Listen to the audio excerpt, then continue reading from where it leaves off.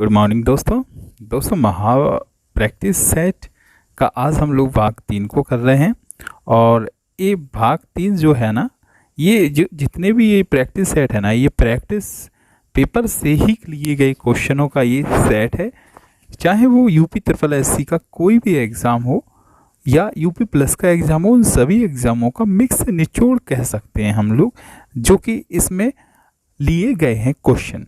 और ये जो आने वाले एग्ज़ाम है, इनमें बेहद इम्पोर्टेंट साबित होंगे और काफ़ी प्रश्न इन्हीं में से देखने के लिए मिलेंगे, क्योंकि पेपर में हमेशा वही चीज़ें घुमाते रहते हैं, बस उसी को बदल बदल के हर एक चीज़ को देते रहते हैं।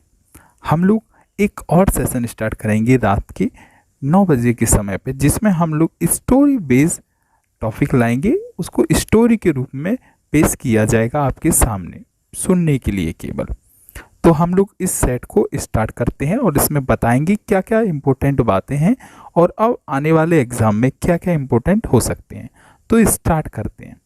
पहला प्रश्न जो आया है प्रीवियस पेपर में, वो प्रश्न है निम्नलिखित में से किस नदी का उद्गम अरावली पहाड़ियों में से नहीं है। इनका मतलब है कि इनमें से 4 प्रश्न ऐसे हैं, 4 आंसर ऐसे हैं जिनका उद्गम अरावली पहाड़ियों में से होता है और किसी एक का नहीं होता है। तो हम आपको बता दें कि जो अरावली की पहाड़ियां हैं, उनमें से ये जो डी नंबर पर है चेनाब नदी, इसका उद्गम यहाँ से नहीं होता है, जबकि साहिनी नदी, बेचड़ नदी, दोहन नदी, इनका उद्गम यहाँ से होता है। साथ ही हम आपको और बता दें कि एक नदी है जिसका नाम है माही नदी, एक नदी है जिसका नाम है लूनी नदी, एक नदी है जिसका नाम है साहिबी नदी। इन सभी नदियों का जो उद्गम है वो अरावली की पहाड़ियों से होता है। और ये 4 नदी, और भी नदी होगी, लेकिन हमसे आंसर ऐसा जानने की कोशिश करते हैं जो कुछ अलग दिख रहा हो, तो इस वजह से ये आंसर गंगा, सरस्वती इन नदियों से अलग दिखाई देते हैं। इस वजह से इनको याद रखना ज़रूरी होता है। तो हम लोग समझ गए होंगे कि कौन सी नदी का उद्गम नहीं होता है, चेनाब नदी का। अब हम लोग ये भी जान लेते हैं कि जो चेनाब नदी है, इसको डिटेल में थोड़ा सा पढ़ ले रहे हैं हम लोग। सबसे पहले हम ये भी जान लेते हैं कि अरावली की पहाड़ियाँ जो हैं वो भारत की सबसे प्राचीनतम पहाड़ियाँ हैं। ठीक है, अगर हमें से कोई पूछ ले कि सबसे प्राचीनतम पहाड़ी भारत में कौन सी होती हैं, तो सबसे प्राचीनतम पहाड़ियाँ जो होती हैं वो अरावली की पहाड़ियाँ होती हैं। हमसे कोई ये भी पूछ ले कि ये कहाँ पर होती हैं, तो ये जो होती हैं वो कहाँ पर होती हैं, राजस्थान में पाई जाती हैं। ये पहाड़ियाँ कहाँ पर हैं, राजस्थान में हैं। और इनसे जो नदी निकलती हैं उनको हम पहले ही बता चुके हैं, 4 नदी ये शेष हैं। हम लोग चेनाब नदी के बारे में कुछ जानकारी पढ़ लेते हैं। चेनाब नदी जो है वो हिमालय पर कुछ नदियाँ पाई जाती हैं, जैसे कि एक नदी है चंद्र और प्लस भागा नदी। भागा नदी और चंद्र नदियों का मिश्रण होने पर कौन सी नदी बनती है, चेनाब नदी, जो कि हिमालय से निकलती है ना। और ये प्रवाहित कहाँ पर होती है, तो यहाँ पर लिखा है हमने J&K, यानी कि जम्मू कश्मीर। जम्मू कश्मीर में कौन सी नदी का प्रवाह होता है, तो चेनाब नदी का प्रवाह होता है। तो एक क्वेश्चन से हमने इतने सारे प्रश्न को सीखे हैं। अब हम लोग आगे बढ़ते हैं अगले प्रश्न पे। अगला प्रश्न है नीचे कुछ ताजे पानी के जल निकाय दिए गए हैं, इन्हें अधिकतम से न्यूनतम जल की मात्रा में व्यवस्थित कीजिए और सही कूट का मिलान कीजिए। देखें, हमारे क्वेश्चन में हमसे पूछा जा रहा है कि कुछ स्रोत बताए हैं पानी के, जिसमें सबसे ज़्यादा फिर कम इस टाइप का हमको क्रम लगाना है। तो हमारे पास पहला ऑप्शन है आइस कैप, भूमजल और नदी। तो इसका आंसर को समझने से पहले हम कुछ बातों को समझ लेते हैं। हम ये समझ लेते हैं कि जो हमारा धरातल है, जिसको हमने इस टाइप से एक चित्र में दर्शाया है, अगर हम अपने धरातल में संपूर्ण जल की बात करें, तो संपूर्ण जल जितना भी पाया जा रहा होगा धरातल में, उसका हम 97.2% भाग जो पानी का होता है वो कहाँ पर होता है, सागरों में होता है, यानी कि समुद्र में होता है, और समुद्री जल को हम पी नहीं सकते हैं। क्यों? हमसे यहाँ पर केवल ताज़े पानी की बात की गई है। तो इतना भाग तो कहाँ पर चला गया? महासागर में चला गया। अब इसमें से बचा कितना भाग है? तो अप्रॉक्स 3%, या हम लोग सिंपल तौर पे 2.8% भाग को मान लेते हैं। इतना ही भाग हमारे यहाँ पर ताज़े जल के रूप में पाया जाता है, जिसको हम पी सकते हैं। अब इसमें भी हम सब लोग सबसे शुद्ध अगर जल की बात करें तो सबसे शुद्ध जल जो है वो हमें आई से कैप से मिलता है। देखें हमारा जो जल है वो कितना परसेंट है ताज़ा? 2.8%, और इसी में से आइस कैप में सबसे ज़्यादा शुद्ध जल पाया जाता है। तो आइस कैप में कितना सबसे ज़्यादा शुद्ध जल पाया जाता होगा? तो इसमें जो शुद्ध जल पाया जाता है वो पाया जाता है 2.15%, यानी कि 2.8% में से 2.15% आइस कैप में ही पाया जाता है। हम लोग ये भी जान लेते हैं आइस कैप होता क्या है, तो हिमनद या हिम टोपी को ही हम लोग आइस कैप कहते हैं। तो इसी में छुपा रहता है 2.15% शुद्ध ताज़ा जल। तो आइस कैप के बाद जो दूसरे नंबर पे शुद्ध जल मिलता है वो कहाँ पे मिलता है? भूमजल, यानी कि जब हम हैंडपंप वगैरह की खुदाई करते हैं तो जो पानी निकलता है बोर वगैरह से वही क्या कहलाता है? भूमजल। और थर्ड नंबर पे कौन सा आता है? नदी। तो इसका हमारा पहला ऑप्शन क्या हो जाएगा? आइस कैप, भूमजल और नदी। हम लोग यहाँ से काफ़ी प्रश्न सीख चुके हैं। अब हम लोग आगे बढ़ते हैं। हमारा अगला प्रश्न है कि किस द्वीप समूह के द्वीप में पूर्वी तट पर असंकेत गोलाश्म, रोड़े, बट्टियां, कंकड़ों से बने तूफानी समुद्री किनारे हैं? है ना, यहाँ पर बात की गई है।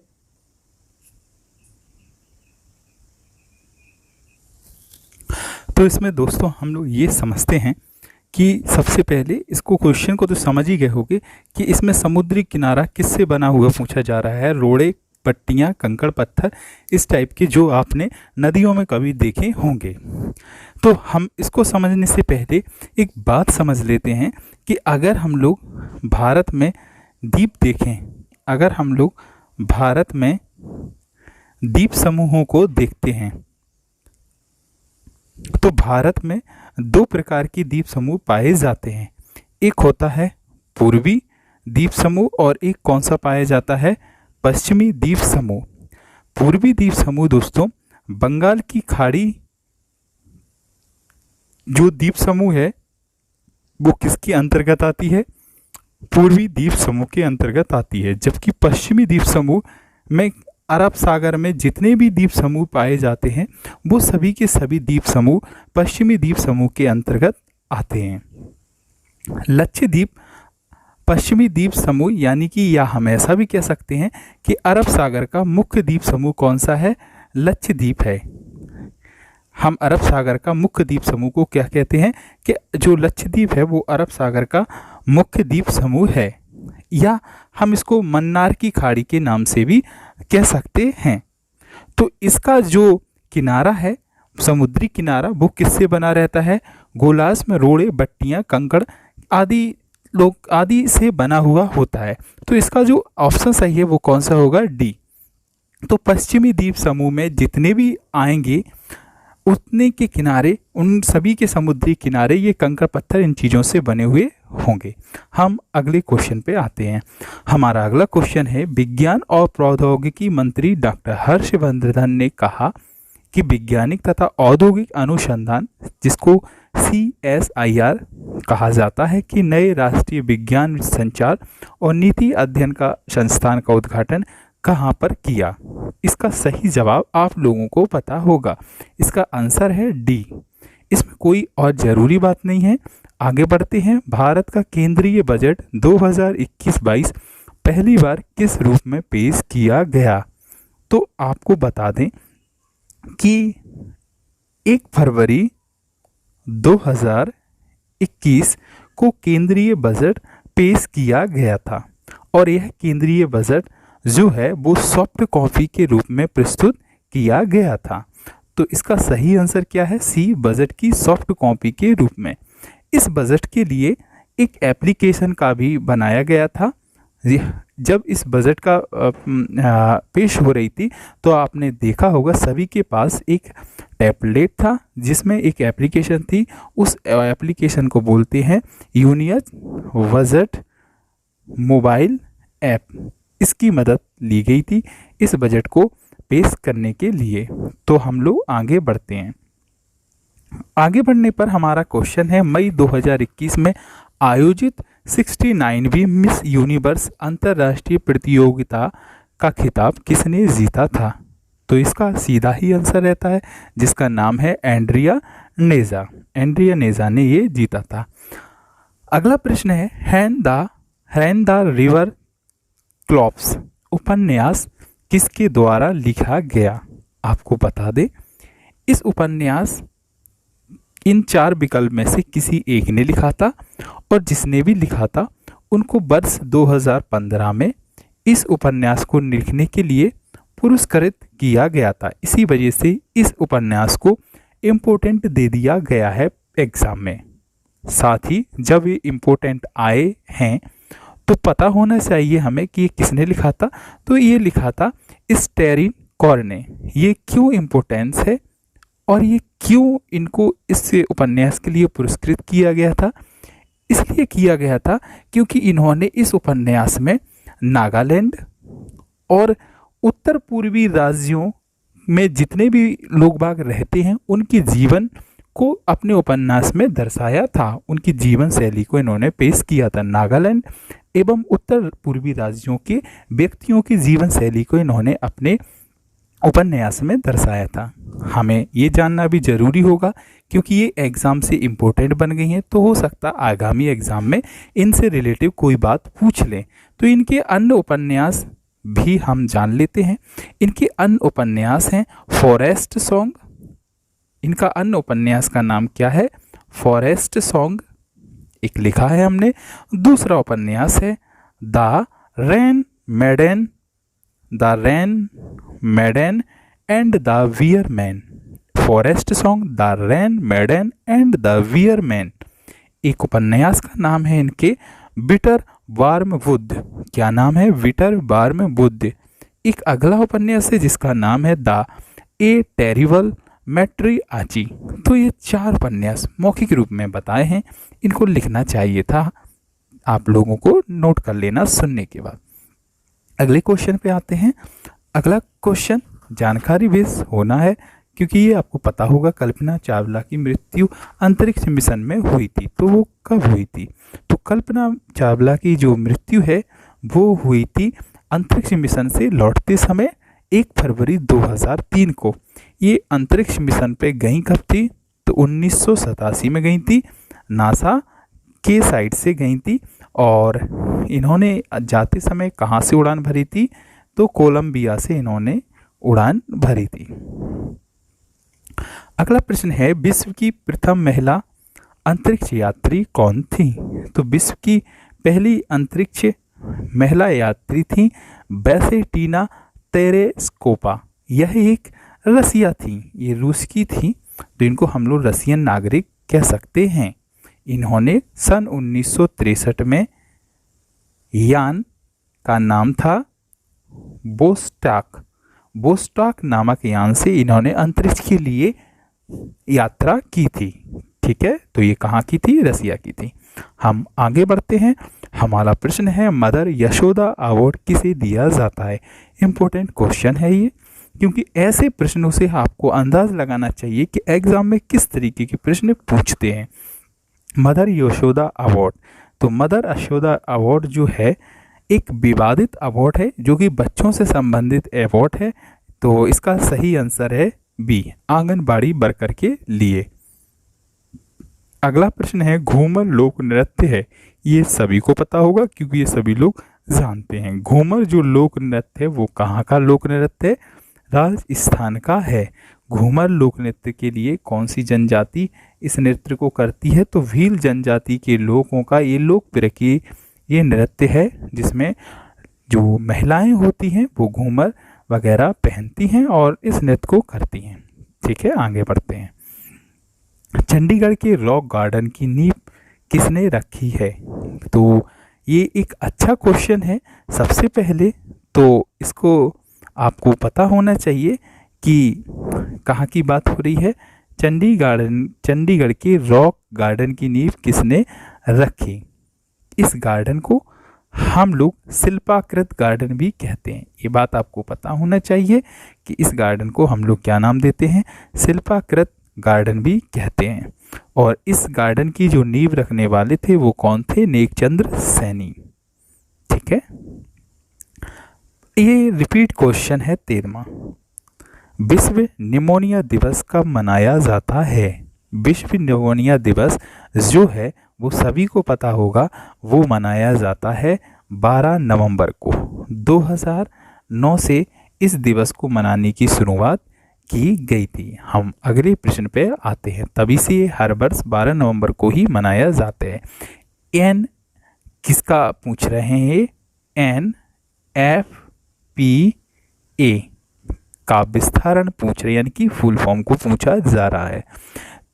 तो इसका जो फुल फॉर्म होता है वो होता है नेशनल फायर प्रोटेक्शन एसोसिएशन।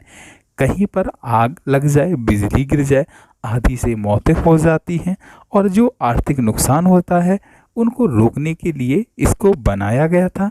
इसकी स्थापना जो है वो 1896 में की गई थी।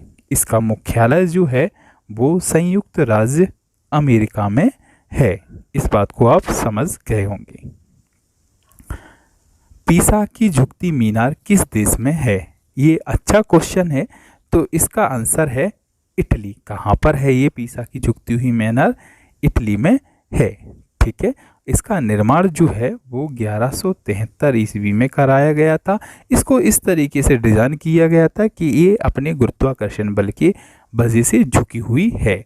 इसको पूरा करने में करीब 200 वर्षों का समय लगा था।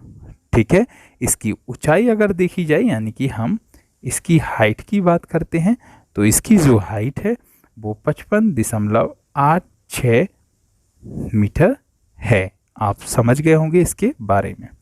अगला प्रश्न है, किस देश ने पहला T20 क्रिकेट विश्व कप जीता था?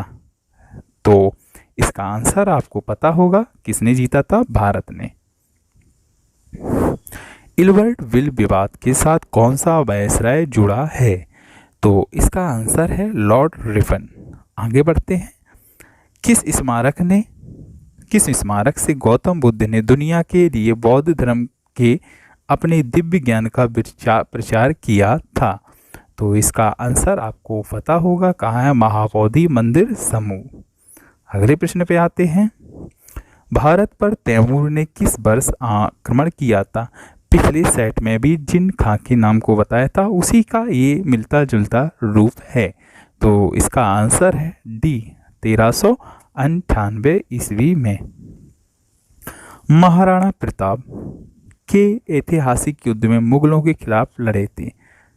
किस युद्ध में ये मुगलों के खिलाफ लड़े थे? तो इनका आंसर जो है वो है हल्दी घाटी का युद्ध। ये युद्ध इम्पोर्टेंट हो जाता है, इसी वजह से इस युद्ध को अपन को पता होना चाहिए। ये कब लड़ा गया था? तो ये लड़ा गया था 18 जून 1576 में। हैंसोंग कहाँ का यात्री था? काफ़ी पेपर में आता है। हैंसोंग चीनी यात्री था। हैंसोंग भारत में हर्षवर्धन के समय पर आया था। हैंसोंग भारत में कब आया था? तो हैंसोंग भारत में हर्षवर्धन के समय पर आया था और यह भारत में 15 वर्षों तक रहा था। आपको पता होना चाहिए, इसने एक पुस्तक लिखी थी जिसका नाम है सी यू की नामक इसकी पुस्तक आई थी। ये भारत में कितने वर्षों तक लिखा था? 15 वर्षों तक। इसलिए इसको यात्रियों का राजकुमार भी कहते हैं। इसको यात्रियों का क्या बोला जाता है? राजकुमार बोला जाता है। अगर पेपर में राजकुमार लिख के ना आए तो इसको नीति का पंडित भी बोलते हैं। इसको नीति का पंडित भी बोलते हैं। अगर नीति का पंडित भी नहीं आता है लिखे तो इसको राज्य मुनि भी बोला जाता है। तो इन 3 नामों से इसको पुकारा जाता है। अगला प्रश्न है, भारतीय स्वतंत्रता आंदोलन की ग्रैंड ओल्ड लेडी किसे कहा जाता है? ये अच्छा क्वेश्चन है। इसका आंसर है डी, अरुण आसफ अली को कहा जाता है। ठीक है, क्यों कहा जाता है इनका हम इतिहास जान लेते थोड़ी। कब की बात करते हैं हम? 1942 में एक आंदोलन चल रहा था, जिसे आंदोलन का नाम क्या था? भारत छोड़ो आंदोलन। ठीक है, भारत छोड़ो आंदोलन के दौरान इन्होंने ग्वालियर टैंक मैदान में राष्ट्रीय ध्वज को फहराया था। इस वजह से इन्हें ग्रैंड ओल्ड लेडी के नाम से जाना जाता है। हम लोग अगले प्रश्न पे आते हैं। हमारा अगला प्रश्न है, चर्बी लगे कारतूस के प्रयोगों से इनकार करने वाला पहला भारतीय सिपाही कौन था? ये सरल क्वेश्चन है, तो आपको पता होना चाहिए। क्या था? मंगल पांडे जी थे। हम अगले प्रश्न पे आते हैं, यदि हम स्वयं या किसी और को किसानों से उनके श्रम का समस्त फल ले जाना देंगे तो हमारे बारे में स्वशासन की लगभग कोई भावना नहीं है। हमारा मोक्ष केवल कृषक के माध्यम से आ सकता है। ना तो वकील, ना चिकित्सा, ना ही अमीर हमें बचाने वाले हैं। यह प्रसिद्ध कथन किसके द्वारा कहा गया था? तो इस प्रसिद्ध कथन को M.K. गांधी यानी कि मोहनदास करमचंद गांधी के द्वारा कहा गया था। आपको हमारा सेशन अच्छा लगता है तो आप इस सेशन को लाइक भी कर सकते हैं, साथ ही शेयर भी कर सकते हैं और चैनल को सब्सक्राइब कर सकते हैं। आप और अच्छे सेशन चाहते हैं तो ज़्यादा से ज़्यादा चैनल को प्रमोट कीजिएगा। हम आपके लिए बहुत अच्छे सेशन लाएंगे। थैंक यू देखने के लिए।